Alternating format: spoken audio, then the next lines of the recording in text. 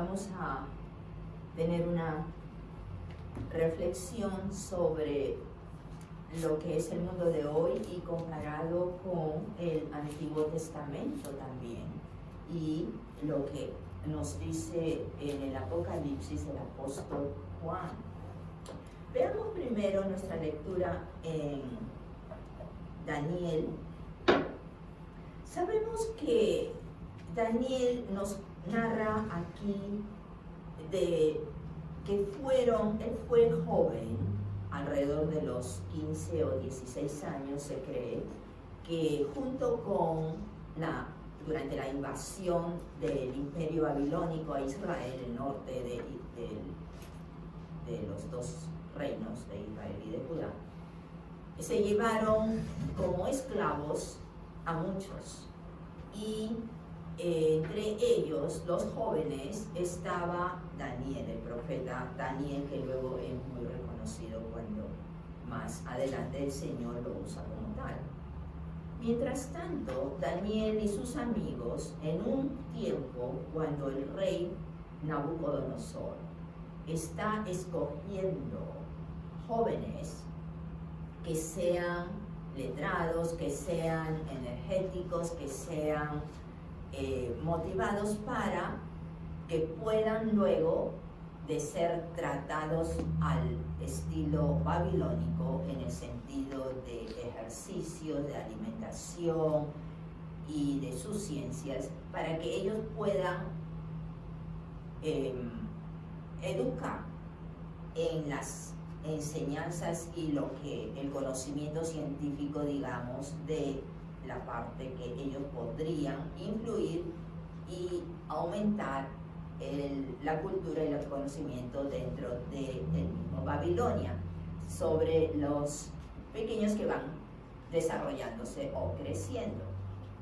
Así vemos que en el capítulo 1, por ejemplo, el rey determina una alimentación para Daniel y sus amigos, que están separados, son 3 amigos de él, y nos dice en el verso 7 que el jefe de los eunucos son gente separada a servir a los dioses, en este caso los dioses babilónicos, y al rey. No es gente que va a tener familia, es gente especial que no va, y muchos de ellos eran castrados para evitar que sean distraídos por la atención que merece la familia. En este caso, Dios le pone gracia ante este hombre, ante este jefe, a Daniel y a sus amigos. Y acá nos dice que le cambian de nombre. El nombre hebreo que tenía Daniel era Daniel, sus otros amigos nos dice Ananías y Misael.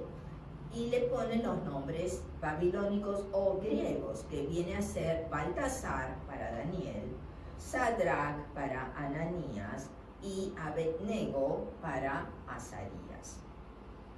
Bajo estos nombres, entonces, son conocidos en este imperio. Pero el rey había determinado alimentarlos de acuerdo a lo que él se alimentaba, de acuerdo a los banquetes que daba. Y sabemos que eran opíparos en carnes especialmente, y vino y muchas cosas que para los hebreos o los israelitas no les permitían. Sus leyes en Levíticos que les permitía comer y que no, estaban determinados, y ellos seguían esa línea. Entonces le habla al jefe de los eunucos que les permita seguir esa dieta que ellos están acostumbrados. Y consciente, en el verso 14 nos dice consciente, y le piden que pruebe 10 días. El rey había pedido que eran 3 años esta preparación, y que luego de 3 años lo trajeran a él para asignarle de acuerdo a como lo veía. Ahora, lo interesante es, en el verso 12 nos dice qué es lo que ellos piden en su alimentación. Y es algo que desde el Génesis Dios nos pone para nuestra buena alimentación. ¿Qué es lo que debemos comer? Legumbres, agua para beber. Pero en el Génesis nos dice que nuestra alimentación debe ser basada en las cosas que contienen semillas. No. Está basado entonces en productos naturales que salen directamente de los árboles o arbustos. Todo lo que tiene semilla es lo que nos habla el Señor, que es nuestra alimentación base. Así, estos muchachos en el verso 17, eran 4 con Daniel, Dios les da conocimiento e inteligencia en letras y ciencias. Y Daniel tuvo entendimiento en toda visión y sueños. Lo que es curioso en el capítulo 2, nos habla de que el rey tiene un sueño, pero no se acuerda de ese sueño y quiere la interpretación de tal. ¿Cómo van a interpretar sus magos, sus sabios, su gente, sus consejeros, cuando no tienen el concepto de lo que soñó? Ellos están bajo un mandato del rey. O me dicen de qué trata mi sueño y la interpretación, o yo les corto la cabeza. Cuando curiosamente estos magos y estos adivinos, etcétera, reconocen algo, en donde vemos en el verso 10 y 11, los caldeos respondieron delante del rey y dijeron: no hay hombre sobre la tierra que pueda declarar el asunto del rey, quiere decir su sueño. Además de esto, ningún rey, príncipe ni señor preguntó cosa semejante a ningún mago, ni astrólogo, ni caldeo. ¿Por qué ahora? El asunto del rey que él demanda es difícil. Y no hay, mira esto, no hay quien lo pueda declarar salvo los dioses cuya morada no es con la carne. Quiere decir que aún estos adivinos, estos magos, saben y reconocen que no está en el humano el saber las cosas que vienen en el espíritu ajeno o en los sueños ajenos, las cosas misteriosas que no se ven con nuestros ojos físicos o nuestros oídos físicos, nuestros sentidos físicos, son cosas de los dioses, reconocen ellos aquí. Pero Daniel, entonces, al enterarse que lo que iba a pasar a todos estos consejeros del rey, él habla con el jefe de los eunucos y le pide que le dé tiempo para que su Dios le revele a él y pueda salvar la vida de ellos, así como la de él y de sus amigos. Y habla Daniel con sus amigos para entrar en oración y pedirle a Dios de su misericordia, para que revele el misterio.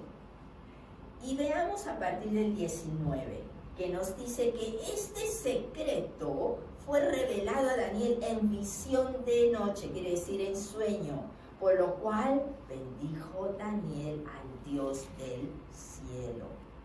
Y Daniel, en el 20, y Daniel habló y dijo: sea bendito el nombre de Dios de siglos en siglos, quiere decir por generaciones, porque suyos son el poder y la sabiduría. Ya Dios le había dado el entendimiento del sueño y la revelación.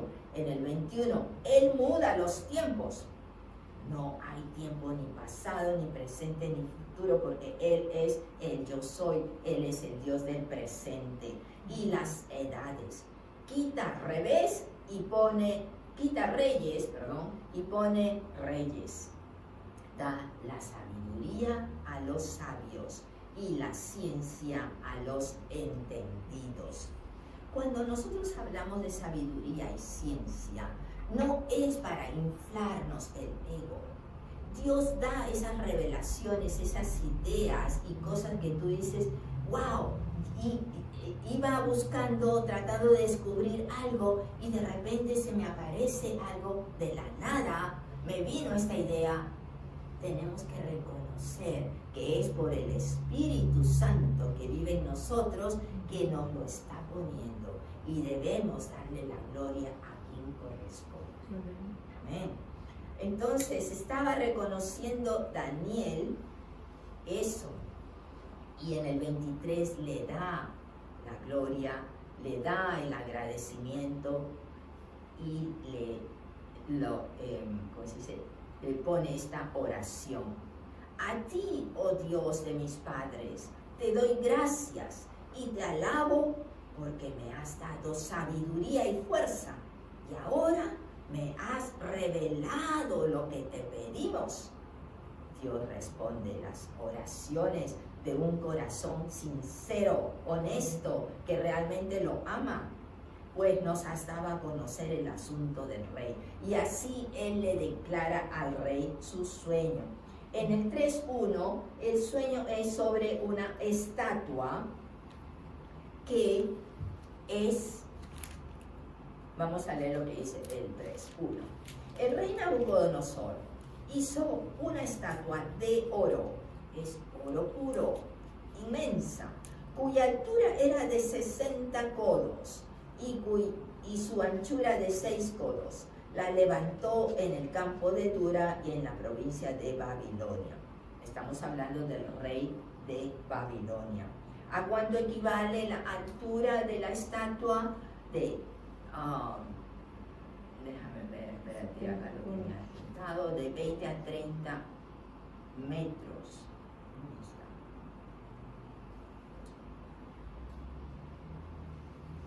Ya, la estatua es de 27 a 30 metros de altura, equivale a 90 o 100 pies de alto. Era toda de oro. Pero, curiosamente, bueno, la cabeza era de oro. El resto del cuerpo tenía otros materiales, pero la cabeza en el sueño es lo que le interpreta Daniel, que representa el imperio babilónico y representa el rey que está en ese momento, que es el rey Nabucodonosor. Le dice, tú eres la cabeza, esa cabeza de oro. Ahora, ¿cuál es la interpretación que hoy día tenemos de esto? La cabeza de oro representa el lujo en que vivían en ese tiempo Babilonia. Babilonia era el imperio más poderoso, más grande, más rico de toda la tierra de aquella época de las naciones. Por consiguiente, tenía un desarrollo financiero avanzado. Es donde empezaron los bancos, es donde empezaron las tarjetas de crédito. Tenía un desarrollo económico y cultural grande, porque por las invasiones que hacían a otras culturas, y así como con Daniel y sus amigos quieren que se vuelquen su conocimiento a los, como digamos hoy día las escuelas, los pequeños, que aprendan también de los caldeos, que es la zona de donde venían de Mesopotamia, a aumentar el conocimiento general. Entonces era un crecimiento grande, rápido, en diferentes categorías. El problema que tenía Babilonia, y sabemos que siempre ocurre cuando hay abundancia de cosas materiales, que ocurre corrupción. La gente está interesada en las cosas del oro, del lujo, de las cosas materiales. La industria textil aumentó, la industria de las farmacias o cosas de medicina aumentó. Y es de donde sale también el colirio, que es para los ojos. Diferentes cosas, en diferentes aspectos, categorías tenían abundancia, progreso, prosperidad. Pero se fijaban solamente en eso. Cuando en el Nuevo Testamento vemos que el apóstol Juan tiene una visión del Apocalipsis, que es donde ha escrito esta visión, y nos habla también de Babilonia. Y vayamos allí al capítulo 17 del Apocalipsis.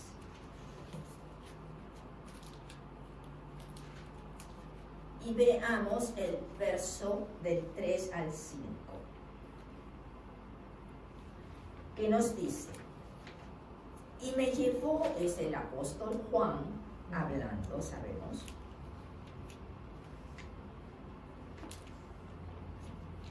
capítulo 17, verso del 3 al 5. Y me llevó en el espíritu al desierto, y vi a una mujer sentada sobre una bestia escarlata, llena de nombres de blasfemia, que tenía 7 cabezas y 10 cuernos. El 4. Y la mujer estaba vestida de púrpura y escarlata, adornada de oro, de piedras preciosas y de perlas. Y tenía en la mano un cáliz de oro lleno de abominaciones y de la inmundicia de su fornicación. El 5.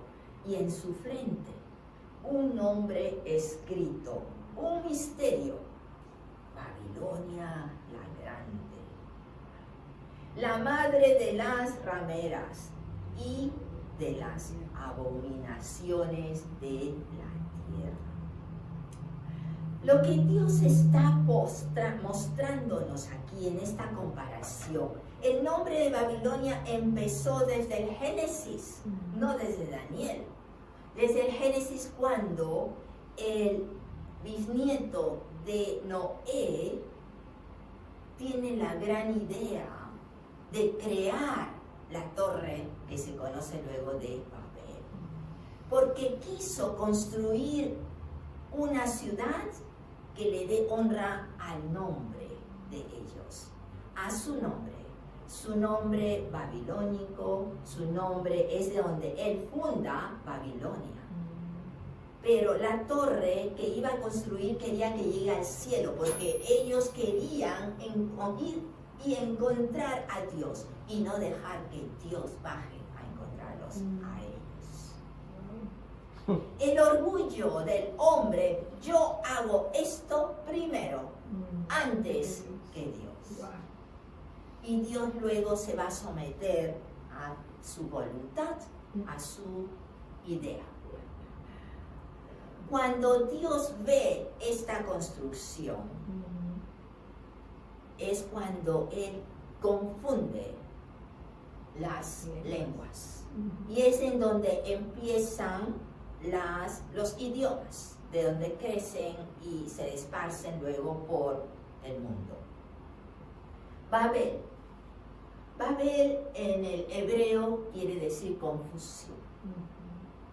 La palabra Babilonia, de donde se conoce por el latín y el griego luego la ciudad o el imperio, viene de un nombre acadio, que quiere decir, acadio es de la zona de la Mesopotamia, antiguamente las tribus que estaban habitando esa área, y quiere decir puerta de los dioses. Cuando crean esta torre, la Torre de Babel, y se conoce como tal porque ya en el hebreo, Dios tenía conexión ya con la humanidad desde antes. Había salvado a Noé con su familia.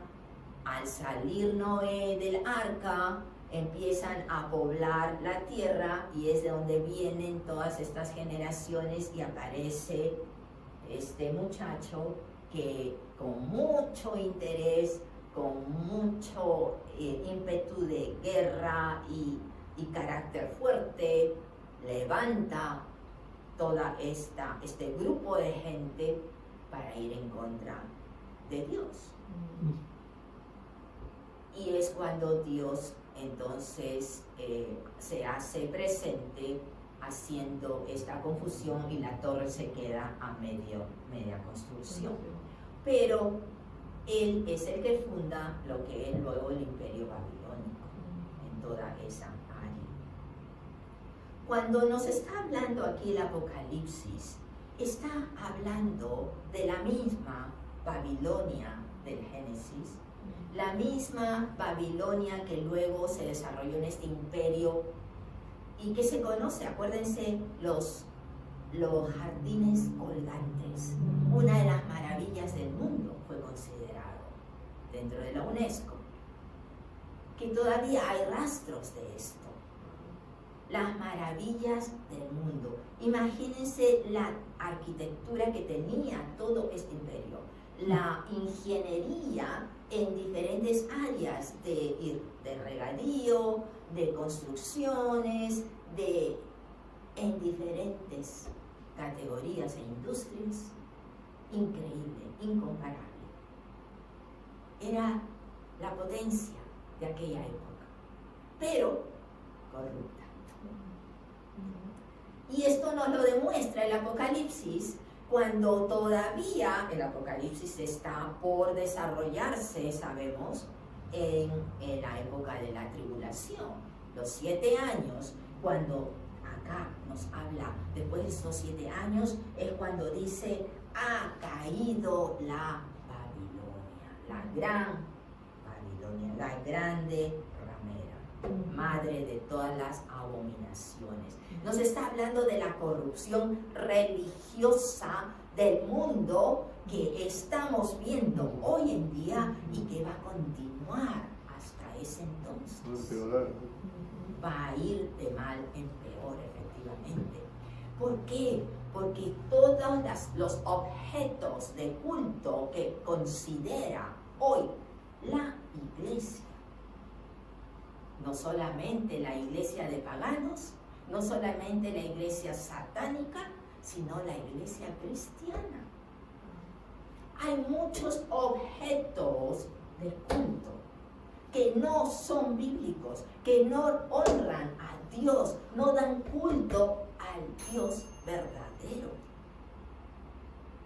Esa es la corrupción que trae Satanás, que quiere esa misma confusión de la época de Babel, pero ahora la confusión viene en el espíritu por no conocer la palabra de Dios. Queremos seguirlo, pero ¿sabes qué? Más fácil y más rápido para mí es que me lo cuentes. ¿Cómo vas a comer cuando otra persona come por ti? ¿Cómo te vas a alimentar? ¿Cómo va a estar de fortalecido o raquítico tu espíritu?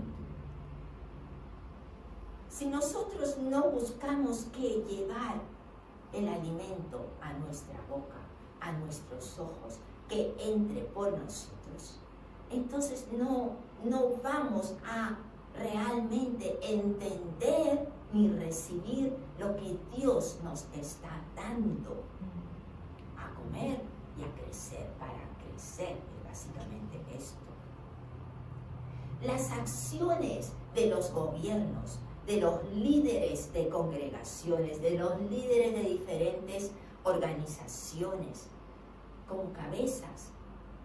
La cabeza es la que dirige el cuerpo. Y si la cabeza no está alineada con la palabra de Dios, no está en la doctrina sana, no está en una línea recta, el cuerpo va a estar enfermo, el cuerpo va a estar mal, en necesidad, pero no se van a dar cuenta porque siguen al líder. Entonces, tenemos que Daniel recibe la revelación, pero reconoce de dónde viene. Y eso es lo que tenemos que tener hoy en día. Cuando entramos en oración, cuando le pedimos a Dios, guíanos, quiero seguirte, quiero seguir tus pasos, quiero servirte, dame el entendimiento, Señor. Debemos pedirle, porque si no le pedimos, Él no va a intervenir. Él quiere entrar en tu vida, pero si tú no le abres el corazón, ¿cómo va a entrar? Si no le abres la puerta de tu casa, ¿cómo va a entrar a quien invitas? Pero si la gente luego se queja, ¿dónde estaba, Señor, cuando me pasó esto? ¿Lo has invitado? Cada mañana tenemos que agarrar nuestra cruz y someternos a Él. Darle el día, Señor, sé tú caminando delante, yo sigo tus pasos. Yo sé que tú me vas a proteger, yo voy en tu camino y lo que haga, mi trabajo, lo que haga en este día, que sea para tu gloria, para tu honra. Y reconociendo que todo viene de Él. Amén. Así, cuando el rey le cambió los nombres a Daniel y a sus amigos, Dios tiene un nombre especial para cada uno de nosotros, que no nos lo va a dar a conocer hasta el momento que estemos con Él. ¿En qué es importante el nombre? El nombre influencia en la persona, en el espíritu. Cuando reconocemos los nombres de los hebreos, le ponían el carácter que desarrollaba esta persona. Dios, el nombre que tiene para cada uno es único y nos lo va a hacer conocer en su tiempo. Sigamos con Él, sigamos caminando su camino, buscando de Él, alimentándonos de su palabra para su gloria y para nuestro beneficio. Amén. Aleluya.